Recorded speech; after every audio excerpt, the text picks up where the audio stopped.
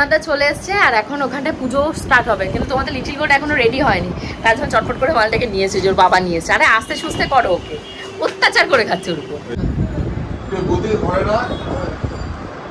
তো এবার লিটিল গোল্ডকে সাজাবো আর কি করবো, এখন সব হয়ে গেছে। কি হচ্ছে না, কি হচ্ছে না, ওটা মানুষ করে বসে আছে। না না না, উঠো না উঠো না উঠো না, সাজাবো তো। ওরে বাবা, সঠিক লিটিল গোল্ডকে দুপুরবেলা খাই দাই ঘুম পাড়িয়ে দিয়েছিলাম, ভেবেছিলাম ও ঘুম থেকে উঠলে ঠাকুর মশাইও চলে আসবে আর পুজোটাও স্টার্ট হবে। কিন্তু কি বলতো, এই যে পূজা চলে এসছে, এসে লিটিল গোল্ডকে খুঁচিয়ে টুচিয়ে ঘুম থেকে তুলে নিয়েছে। আর কি বলতো, বাড়ির ভেতরে চেঁচামেচি হয় হট্টগোল হচ্ছে, ওরও ঘুমটা ভেঙে গেছে। তো লিটিল গোল্ড ঘুম থেকে ওঠার পর ওকে এখন ভালোভাবে গয়না টয়না পরিয়ে টরিয়ে রেডি টেডি করিয়ে দিয়েছি, করে এখন এসেছি ঠাকুর মশাইয়ের কাছে। হাতে হাতে সমস্ত কিছু করে দিতে হবে, যেমন ধুনো জ্বালানো হয়নি, ধূপকাঠি জ্বালানো হয়নি, চন্দন বাটা হয়নি, তুলসী পাতা ছাড়ানো হয়নি, এরকম অনেক ছোটোখাটো জিনিস আছে যেগুলো এখন নিজের হাতে টুকটুক করে নেব। পুজো মানে বুঝতেই তো পারো তোমরা যারা বাড়িতে পুজো অর্চনা করে থাকো নিজের হাতে, হিমশিম খেয়ে যাওয়ার বেলা। তো এখানে দুখানা পুজো, আর যেখানে রয়েছে বড় ঠাকুরের পুজো, মানে একটু এদিক ওদিক হয়েছে তো তুমি একেবারে বলির বকরা হয়ে যাবে। আর আমার এমনিতেই শনি 7.5 চলছে, আমার চলছে, তোমাদের গবুদার চলছে, তো মানে দুজনের নাকাল অবস্থা। আর এই পুজোটা না, এটা কিন্তু প্রথমবার নয়, এর আগেও শ্বশুরমশাই যখন বেঁচে ছিল তখন আমাদের বাড়ির ছাদে বড় ঠাকুরের পুজো হয়েছিল আর ঘরে সত্যনারায়ণের পুজো হয়েছিল। সেই ব্লগটা যদি তোমরা না দেখে থাকো, অবশ্যই আমি কমিউনিটি পোস্টে মাঝে মধ্যেই দিতে আছি, সেখানে পেয়ে যাবে। আজকে তাই দ্বিতীয়বার যখন নিজে হাতে করে এই পুজোর আয়োজন করেছি না, তাই ওনার কথা ভীষণ মনে পড়ছে। অ্যাকচুয়ালি মনে পড়ার মানে মেন কারণ যেটা, সেটা কি বলতো, ওনার যে ঘরটা, ওই ঘরটা তো আগে ওই রকম ছিল না, তো উনি ওই ঘরের ভেতর এসি চালিয়ে রাখতো, তো এসি চালাতে গেলেই ওনার কথাটা আজকে ভীষণ মনে পড়ছে। যাই হোক, এখন দেখতেই পাচ্ছ সমস্ত গোছানো হয়ে গেছে, সবাই আমাকে হাসাচ্ছে যে আমি বেশি সাজগোজ করে নিয়েছি, ভগবান আমার দিকেই তাকিয়ে থাকবে। সোনাদার সাথে একটু মানে হাসি ঠাট্টা হচ্ছে, সোনাদা পুজোটা সবে শুরু করবে। আর এখন কি বলতো, বসার জোগাড় যন্ত্র করতে হবে, ডাইনিংয়ে অনেক লোকজনই এসছে, সবাইকে নেমন্তন্ন করে আমি জানো তো প্রত্যেককে বলেছি যে 4টের সময় ঠাকুর মশাই আসবে, সবাই চলে আসবে, সবাই চলে আসবে, সবাই যে যার মতো অনেক রাত করে এসছে।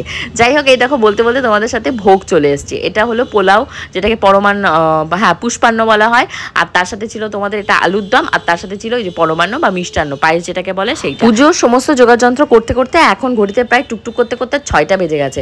এখানে ধরো সত্যনারায়ণ পুজো শেষ হতে হতে 1 ঘন্টা লাগবে, আর ধরো ওপাশে বড় ঠাকুরের পুজো, বড় ঠাকুরের পুজো হতেও ধরো 1 ঘন্টা লাগবে, কারণ পাঁচালি টাচালি পড়তে হবে, অনেক কাজকর্ম থাকে। তো এই পুষ্পগুলো দেখতে পাচ্ছ, ফুল আমি ঠাকুরনগর থেকে আনিয়েছি, অনেক কমে আনাতে পেরেছি, মানে আমি সত্যি না ইমাজিনও করতে পারিনি এত কমে আমি এত ফুল টুল আনাতে পারবো। তো আমাদের মধ্যমগ্রাম বাজার থেকে যদি আমি মানে কেনাকাটা করতাম এই ফুলটা, আমি কিন্তু এত কমে এত সুন্দর সুন্দর ফুল পেতাম না, আর ভীষণ ফ্রেশ আর খুব টাটকা। ভগবান ভীষণ খুশি হয়েছে। অ্যাকচুয়ালি কী বলো তো, এত পরিমাণে ফুল আনা হয়েছে, এত পরিমাণে ফুল কিন্তু লাগেও নি। আমি ধরো অন্ততপক্ষে 5 দিন তো দিতেই পারবো পুজো, আরামসে 5 দিনে পুজো দিতে পারবো। তো এখানে গোবিন্দও রয়েছে, গোবিন্দ ফাইনালি ওর হাফ প্যান্টটা খুলে দুটিটাকে পড়েছে। অ্যাকচুয়ালি ও অনেক রান্নাবান্না করছে না, ওর উপরে প্রচুর প্রেশার হয়ে গেছে। আর লিটিল গোল্ডকে নিয়ে ভেবেছিলাম কতগুলো শর্টের ভিডিও বানাবো, পিকচার ক্লিক করবো, কিচ্ছু করতে পারিনি। এরকমই হয় আমার সাথে, প্রত্যেকবারই এরকম হয়, আমার একটু ভালো লাগে না। প্রত্যেকবার সুন্দর করে সাজগোজ করি, সব কিছু অ্যারেঞ্জমেন্ট করি, বাট ফটো থাকার বেলা কোনো ফটো নেই, না তোমাদের লিটিল গোল্ডের সাথে, লিটিল গোল্ডের বাবার, না কারোর সাথে কারোর। আর পূজাও সেজে গুজে ঠিক মতন আসেনি বলে পূজাকে বললাম যে তুই একটু সাজুগুজু করে ঠিকঠাক মতন আসিস। ও বলছে হ্যাঁ, ও আর কী করবে, ও উপোস ছিল, অবশ্যই উপোস ছিল, উপোস থেকে ও বললো অঞ্জলি দেবে। এখানে ঠাকুরমশাই বলছে, ঠাকুরমশাই এটা আমিও জানি যে মানে খোলা আসনে বসে, মানে খোলা মেঝেতে বসে না অঞ্জলি টঞ্জলি বা পুজো অর্চনা কোনো সময় করতে নেই। ধরো আমি ভগবানের পুজো করি এই ঠাকুর ঘরে দাঁড়িয়ে দাঁড়িয়ে, আমি জানো তো ফাঁকা মাটিতে দাঁড়িয়ে দাঁড়িয়ে আরতি টারতি করি, এগুলো করতে নেই। কিছু একটা পেতে তারপরে তবেই ভগবানের মানে অর্চনা যেটা হয় সেগুলো করতে হয়। তো এখানে দেখতেই পাচ্ছ অ্যারেঞ্জমেন্ট সব কমপ্লিট হয়ে গেছে। তোমরা কিন্তু অবশ্যই আমাকে কমেন্ট সেকশনে কমেন্ট করে বলো যে আমি কতটা ভালোভাবে নিষ্ঠার সাথে এই ভগবানের পুজো করতে পেরেছি। মন থেকে তো আমি 100% কি 200% দেওয়ার চেষ্টা করেছি, যাতে সত্যনারায়ণ ভগবানও খুশি হয় এবং বড় ঠাকুরও খুশি হয়। এখানে অভিষেক চলছে, মানে নারায়ণ শিলা নিয়ে এসেছিল, সেই নারায়ণ শিলার। আর এরপরে এই মানে মেন যে পুজোটা সেটা স্টার্ট হবে। আর এখানে ওই যে সিন্নি দেখতে পাচ্ছ, সিন্নি বানানোর জন্য আমি 500 1 কেজি টোটাল ব্যবস্থা করেছিলাম। আর বড় ননদও মানে ও মনে হয় 500 কতটা নিয়েছে এক্স্যাক্টলি আমি জানি না, তো ওরটাও আলাদা করে বড় ঠাকুরকে দেওয়া হয়েছিল। তো মানে যে সিন্নিটা মাখা হয়েছিল অলরেডি, যেহেতু পুজোটা হয়ে গেছে তাই বলছি দুটোই ভালো হয়েছে। তো সবাইকে প্রসাদ ভালোভাবে দিতে পেরেছি, এটাই হলো সব থেকে ব্যাপার। তোমাদেরকে আগের ব্লগেও বলেছিলাম প্রসাদ এমন একটা জিনিস ভক্তিবারে দিতে হয় আর ভক্তিবারে খেতে হয়।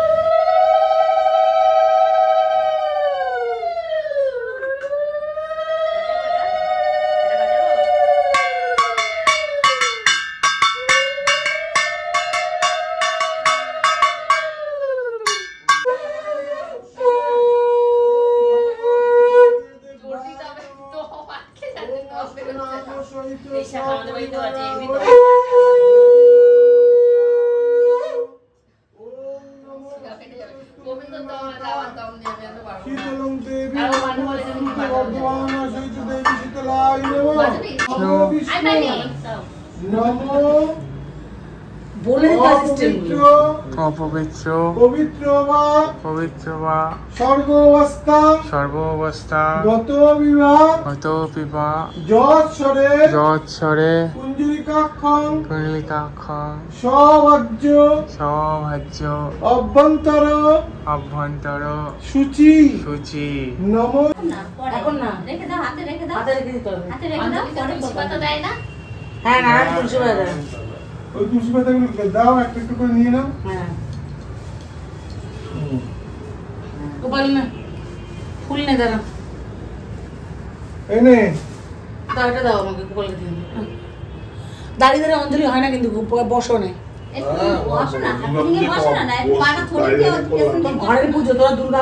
শুনতে পাচ্ছ তোমাদের গোপুদার কথা, কতবার করে বড়দি বলছে যে ঘরের ভেতর ঢুকে গোপাল অঞ্জলিটা দে। এবার উনি তখন তাড়াতাড়ি করে বলছে কি দুর্গা ঠাকুরের কথা, দুর্গা পুজোর অঞ্জলি তো আমরা দাঁড়িয়ে দাঁড়িয়ে দিই, এখানে দাঁড়িয়ে দাঁড়িয়ে দেবো।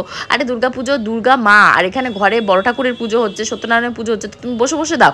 বড়দি কিন্তু আমাদের ভেতর সব থেকে বেশি এক্সপিরিয়েন্স মানে সাংসারিক লাইফে, ওর ধরো 20 বছর প্রায় বিবাহিত জীবন, তা ওর কথা শুনতে হয় না, উনি শুনবে না। তো আমাদের মোটামুটি এখন অঞ্জলি দেওয়ার আগে এটা আসমন করা হচ্ছে, এরপরে হলো গিয়ে যে কি দিচ্ছে যেন মাথায় প্রণাম করে তোমাদের লিটিল গোল্ডের মাথায় হলো গিয়ে আশীর্বাদ দিয়ে দিচ্ছে।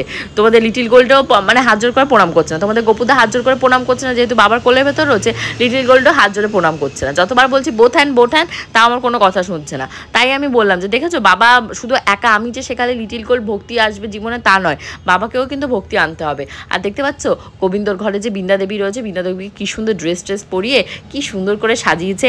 তোমরা কিন্তু ওই যে বললাম না, অবশ্যই কিন্তু কমেন্টে বলো যে আমাদের সাজগোজগুলো কেমন হয়েছে, আর খারাপ যদি লাগে সেটাও কিন্তু কমেন্ট করো।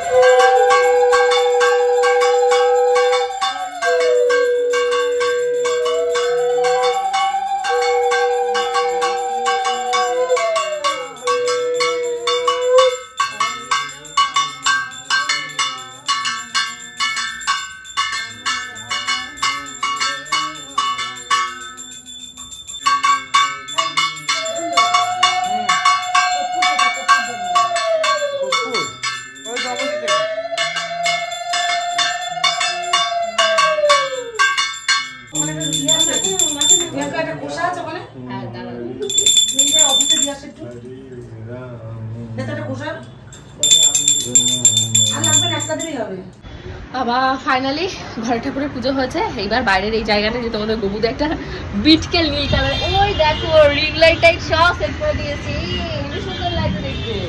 Thank you Gobu, baby thank you তোমাকে, অনেক সুন্দর কাজ করেছে। ওই দেখো মামা বাইরে আলো দেখতে পাচ্ছ, বাইরে কি হবে, বাইরে কোনো পুজো হবে তো। ফাইনালি সব কজন এক হয়েছে, এইবারে আবার এসছে। এটা ভিডিও হচ্ছে কবিতা, দাঁড়া ফটো তুলবো। তোমরা কি বলবে, বল্টু ছে না বল্টু, ওই যে বল্টু লাইট তোমাদের গোবিন্দা বলছে কি ভিতর বাড়িতে লাইট আছে, আর বলছে কি লাইটের কথা বলছে আমি তো জানি না, হতে পারে হয়তো। মনা তুমি যেও না, তুমি পড়ে যাবে কিন্তু। আর তো ও সারা অফিস দিয়েছে, ও ভেবে গেছে, সারা অফিসে দুটো দিতে গেছে। মনা এটা হলো ডবল করা শাস্তি, একবার আমি মুছে গেছি মালটা দেখো।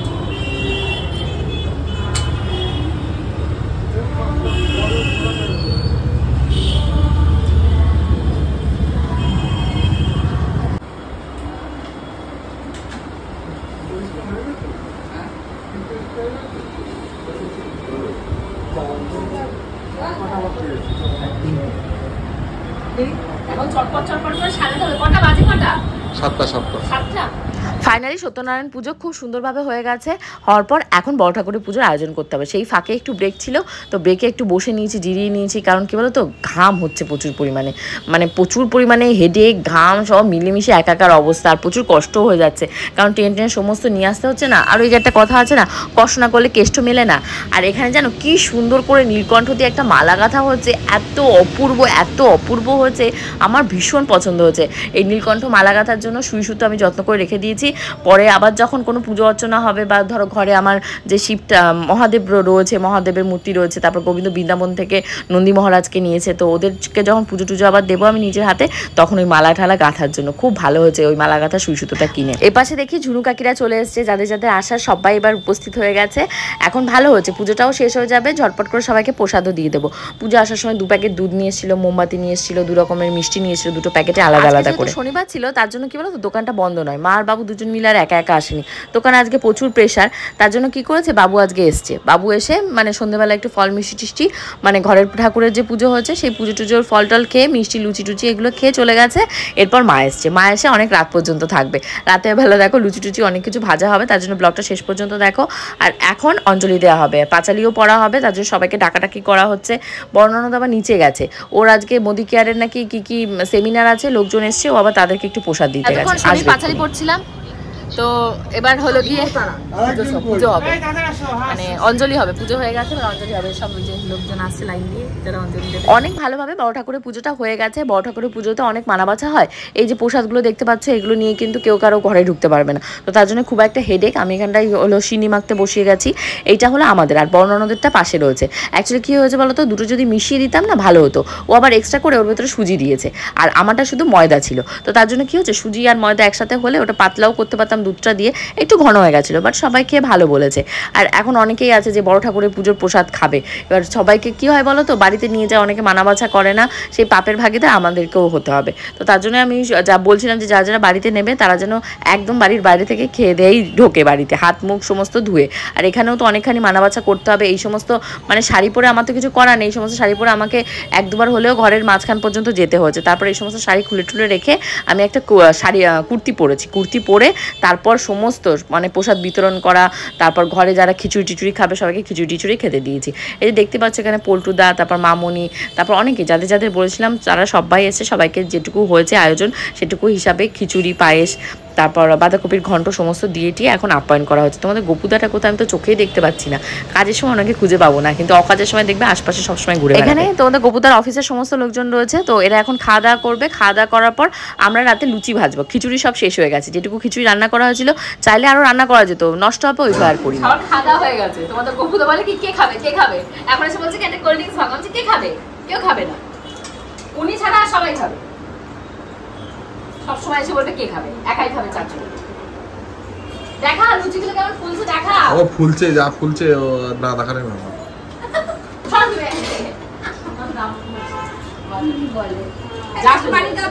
না না গ্যাস বানানো, এটা হলো ছোট ননদের গিফট করা গ্যাস, তার জন্য জ্বলছে না, এর আগে শেষ, এবার নতুন গ্যাস কিনতে হবে। গ্যাসের মানে কি বলতো, খিচুড়ি খিচুড়ি সব করতে করতে মানে শেষ, এখানে নতুন লাগছে, 6-7 মনে হয়।